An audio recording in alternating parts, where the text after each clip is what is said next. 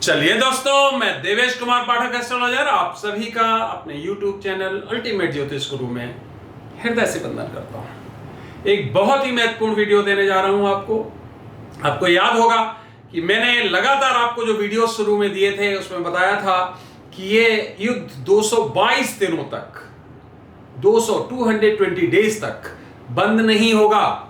आप देख पा रहे हैं कि वो समय सीमा आज समाप्त हो गई है। आज उसको अगर हम कैलकुलेट करें एग्जैक्टली तो 224 डेज हो गए हैं। इसका मतलब है वो एग्जैक्टली जो बोला था मैंने कि 222 दिन तक खत्म नहीं होगा, नहीं। आप देख रहे हैं आगे हमने एक टाइम दिया था, टाइमलाइन, कि उससे आगे भी ये दौड़ेगा तो 222 दिन से ज्यादा हो गए। अब यहां क्या होगा, कुछ ऐसे आपको तथ्य देने जा रहा हूं महत्वपूर्ण, जो फिर एक बार पहली बार सुनेंगे आप। यूनिक जो मैं आपको बताने जा रहा हूं, कहीं नहीं सुना होगा आपने, किसी चैनल पर, किसी और जगह, वो मैं आपको इस पे बताने जा रहा हूं। आगे बढ़ने से पहले दो महत्वपूर्ण पॉइंट आपको बताऊंगा। पहला, आज विजयदशमी है, दशहरा है, तो इस पावन पर्व पर जो भी देश विदेश में इस चैनल के थ्रू हमें सुन रहे हैं उन सभी को हार्दिक शुभकामनाएं, बहुत बहुत शुभकामनाएं। सत्य की असत्य पर विजय के रूप में यह दिन मनाया जाता है और इसीलिए रावण का दहन किया जाता है। तो इस पे हम कभी और चर्चा करेंगे। सभी को एक बार फिर शुभकामनाएं। अब दूसरा पॉइंट है, आगे बढ़ने से पहले चैनल सब्सक्राइब नहीं किया है तो सब्सक्राइब कर लीजिए, क्योंकि यहां पर मैं आपको यूनिक वीडियोस देता हूं जैसा कि ये देने जा रहा हूं, और समय से पहले देता हूं कि भविष्य में क्या घटित हो सकता है उसकी संभावनाएं देता हूं, और आप देखते होंगे कि घटनाक्रम कुछ उसी तरह से घटित होता पाया जाता है। साथ ही साथ शेयर करिए अपने ग्रुप्स में, और कंटेंट्स अच्छे लगते हैं तो लाइक भी करिए। चलिए आगे बढ़ते हैं। क्या है unpredictable can happen in Russia Ukraine war. Unpredictable इसका मतलब क्या है, जिसको प्रिडिक्ट नहीं किया जा सकता है, वो घटित होगा रूस यूक्रेन वॉर में। ऐसा क्या है, परमाणु युद्ध या कोई और तरह की चीजें? कुछ महत्वपूर्ण जो हमने अपने रिसर्च किए हैं, जो स्टडीज हैं, जो वेवलेंथ्स हैं, जो सिग्नल्स हैं, उन आधार पे आपको बताने जा रहा हूं। कुछ बहुत ही महत्वपूर्ण, हो सकता है बिल्कुल यूनिक होंगे आपके लिए। चलिए बताते हैं क्या ऐसा मैंने आपको बताना है इस पर्टिकुलर वीडियो में। तो देखिए 224 दिन हो गए हैं, आज युद्ध चल रहा है लगातार। आपने देखा दोनों तरफ से भयंकर युद्ध चल रहा है। यूक्रेन पीछे हटने को तैयार नहीं है, रूस अपने उन क्षेत्रों को छोड़ने को तैयार नहीं है जो 4 क्षेत्र उसने अपने घोषित कर दिए हैं। फिर अब आगे क्या संभावनाएं बनती हैं, आपने देखा होगा पिछले दिनों में, लगभग एक सप्ताह में परमाणु युद्ध की बहुत ज्यादा संभावनाएं हो रही हैं। दुनिया में कोई भी चैनल ओपन कर लीजिए न्यूज का, सब जगह आपको यही मिलेगा कि हां, परमाणु की थ्रेट सामने हैं और ये कभी भी रूस ये कर सकता है।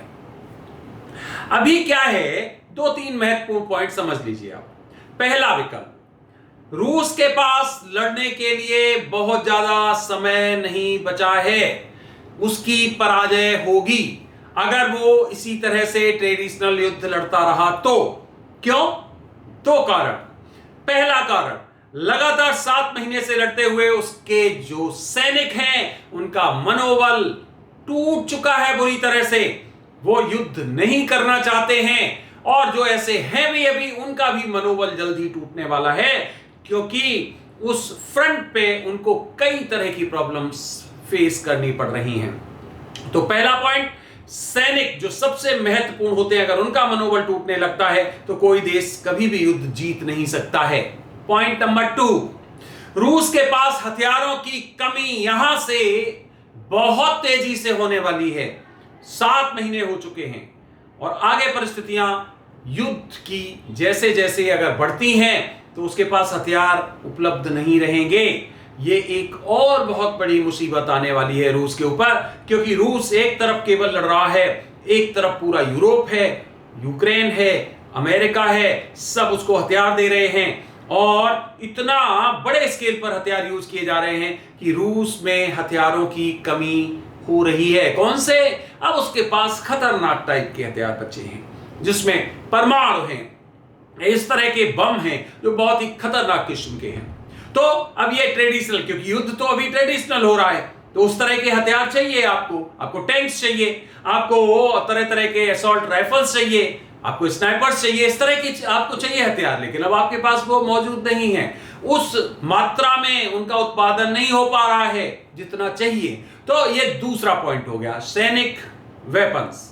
तीसरा पॉइंट ये है कि अमेरिका इस युद्ध में बढ़ चढ़ के हिस्सा ले रहा है।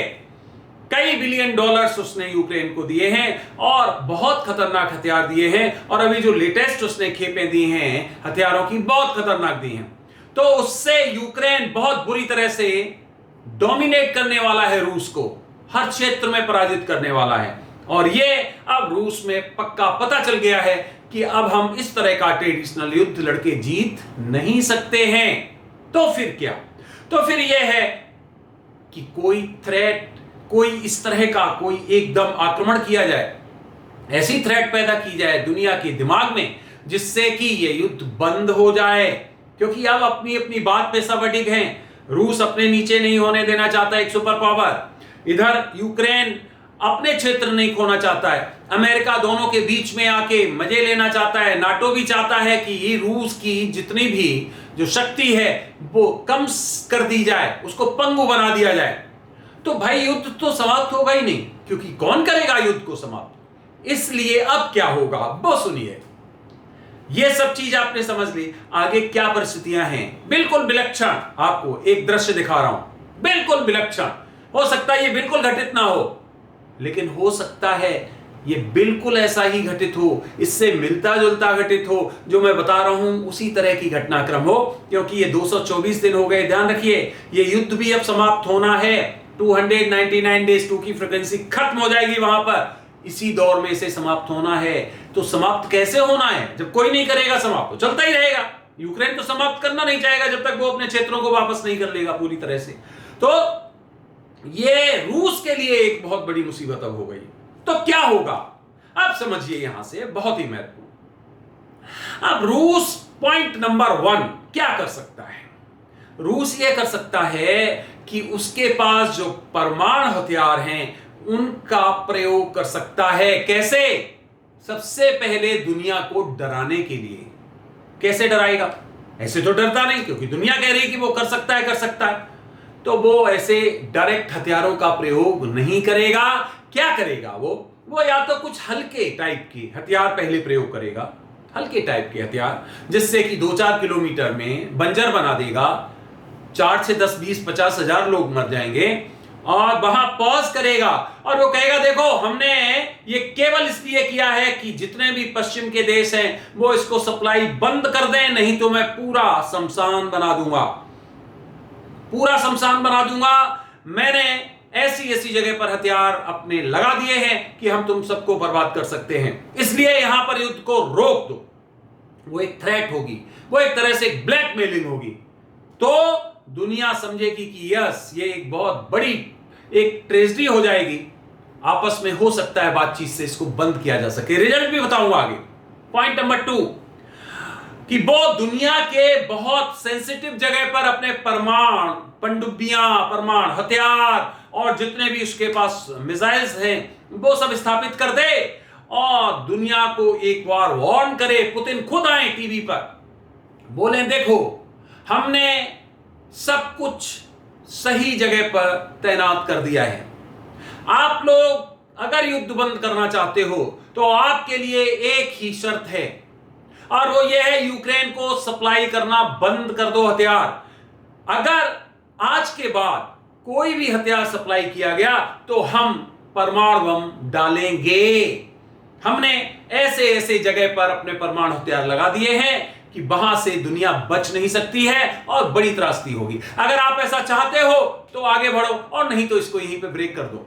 हम नहीं चाहते हैं परमाणु युद्ध करें, वो ये कहेगा। वो दुनिया के सामने एक बार जरूर ऐसा करना चाहेगा जिससे कि वो पूरी तरह दोषी ना हो। वो कहेगा कि देखो आप लोग युद्ध करना चाहते हो, हम नहीं करना चाहते, नहीं तो इसी टाइम से, हम आपको एक टाइम ये दे रहे हैं, यहां से बंद कर दो, बिल्कुल भी युद्ध बंद कर दो। कोई सप्लाई किसी तरह के हथियारों की यूक्रेन को नहीं होगी। अगर आपने की या कोई इस तरह का युद्ध का कार्य किया तो हम आप परमाणु बम दागेंगे, मेरे पास और कोई विकल्प नहीं है। दूसरा पॉइंट यह हो गया। तीसरा पॉइंट जैसा कि मैंने बताया कि उसने लगातार वार्निंग्स दी हैं, लेकिन उसका पालन नहीं किया है पश्चिमी देशों ने और अमेरिका ने।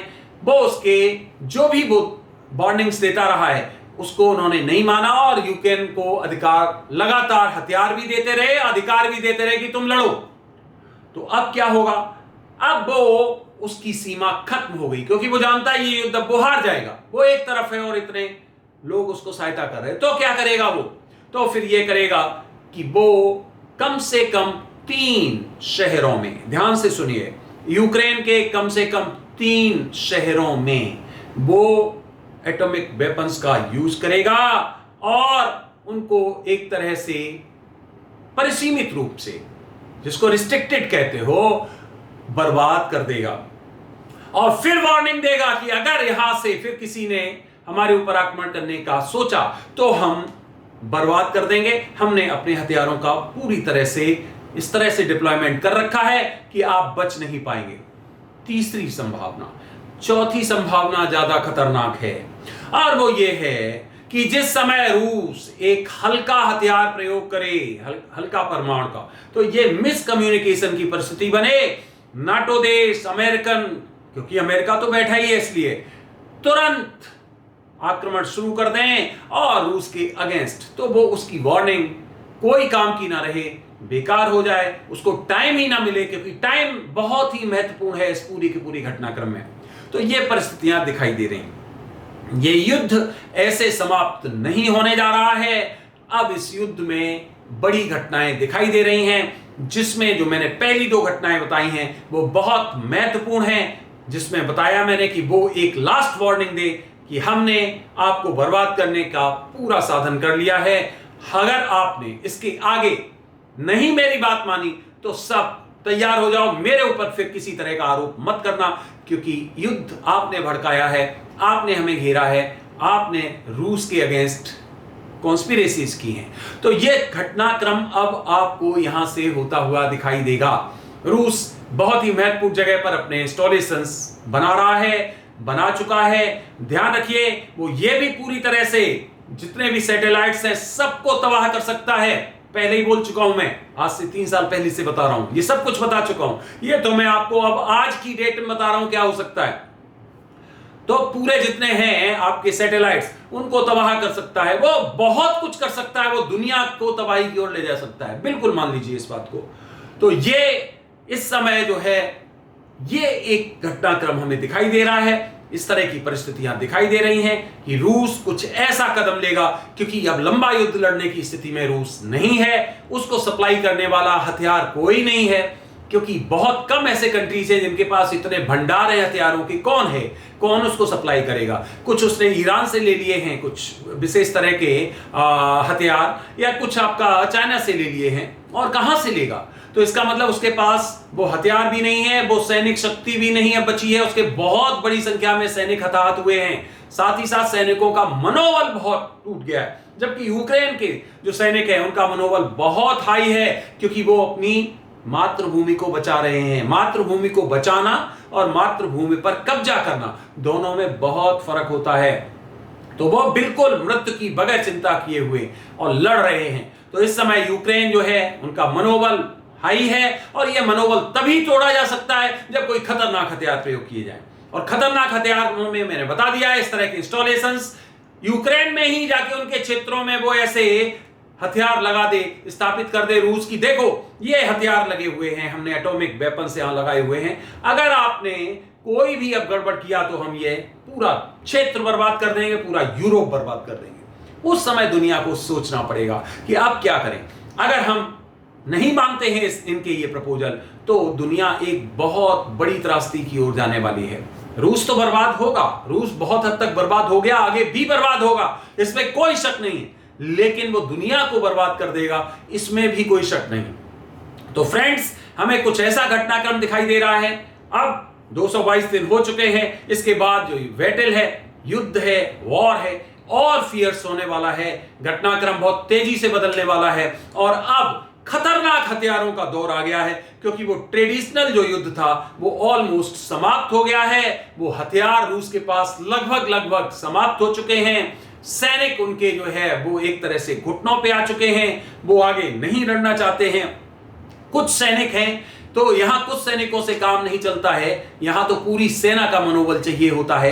कितने उनके कमांडर्स मारे गए हैं और भी आप देख रहे हैं बहुत ज्यादा लॉस हुआ है उनको। तो अब यहां से इस तरह की घटनाक्रम दिखाई दे रही है। इसमें मीडिएटर तभी कोई करेगा, जानते हैं, कोई मीडिएटर तभी बनेगा जब इस तरह का थ्रेट आएगा, तो फिर देशों में आपस में चर्चा हो सकती है। तो मैंने बताया था यूएनओ में इस तरह से होगा, उसी के दूसरे दिन सब कुछ हो गया। यूएनओ में एक तरह से निंदा प्रस्ताव लाया गया था, पास नहीं हो सका, क्योंकि उस पर वही जो चार्टर के अधीन होता है, रूस ने उसको जो है वीटो कर दिया था। लेकिन अभी इसी तरह के रूस को और एक तरह से दुनिया से अलग थलग करने का प्रयास किया जाएगा और रूस ये काम करेगा जो मैंने आज आपको बताए हैं कि वो अब उसके पास परमाणु अस्त्रों के अलावा और कोई विकल्प नहीं है जिससे वो दुनिया को एक बार झुका सकता है, सोचने के लिए मजबूर कर सकता है कि स्टॉप, इसके आगे नहीं तो आप तबाही के लिए तैयार हो जाओ, तबाही के लिए तैयार हो जाओ। तो ये एक बहुत क्रिटिकल सेंसिटिव एक पीरियड है जिसमें बहुत बड़ी बड़ी घटनाक्रम हो सकती हैं। मैंने बताया था कि गलती एक तरफ से ऐसी हो जाएगी पता ही नहीं चलेगा किसने की। तो कुछ ऐसे फोर्स भी इसमें काम कर रहे हैं जो अनफोर्सीन हैं, जिनको हम देख नहीं सकते हैं। वो भी फोर्स काम कर रहे हैं क्योंकि वो दुनिया में चाहते हैं तबाही हो, और तबाही इस लेवल की हो कि जिससे उनको एक मौका मिल सके जो वो चाहते हैं उसको एग्जीक्यूट करने का। तो वो भी लगे हुए हैं, इसलिए बहुत संभावनाएं हैं कि यहां पर एक बहुत भयंकर स्थिति पैदा होने वाली है। फ्रेंड्स, आगे और भी वीडियोस दूंगा मैं, जैसे जैसे मुझे जो दिखाई देता है मैं आपको बताता रहता हूं। आगे इस पर्टिकुलर युद्ध पे मैं आपको और बताऊंगा। महादेव से यही आराधना है कि बहुत बड़ी क्षति ना हो, इतनी ज़्यादा डिस्ट्रक्शन ना हो, लेकिन फिर वही बात, जो होना है वो होगा, उसको कोई नहीं टाल सकता है। कम ज़्यादा थोड़ा बहुत किया जा सकता है, होगा। आपने ये वीडियो देखा, अपना अमूल्य समय दिया, उसके लिए बहुत बहुत धन्यवाद। अगला वीडियो मैं जल्द ही किसी और विषय पर आपको देने वाला हूँ। तब तक के लिए आप सभी को मेरी तरफ से ओम नमः शिवाय, नमस्कार।